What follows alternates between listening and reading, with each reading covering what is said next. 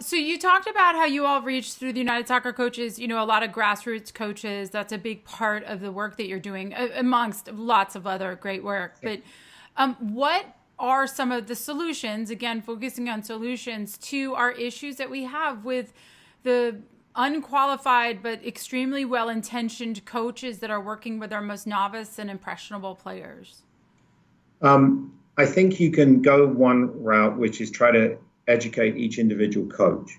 But I think one of the strategies that a lot of us are looking at is the notion of institutional education and then seeing that trickle down. I was recently at a club, actually working with US Soccer, and we were introduced to the technical director of the club. And he came into the clubhouse. There was a clubhouse on the facility. A little bit later, the grassroots coaches came in for the grassroots clinic we were conducting, and they never met him. They didn't know who he was. And he'd been there for 2, 3 years, and he was telling us about his resume and telling us about all of the teams in State Cup. But his grassroots coach had never met him.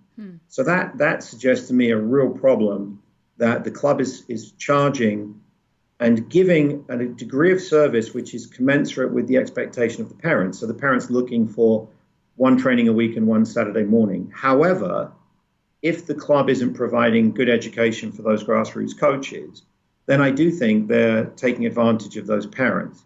So just because the grassroots requires and asks for less, they don't want to pay the fees and get all the nice gear and go to all the tournaments, that doesn't mean they should just be given nothing.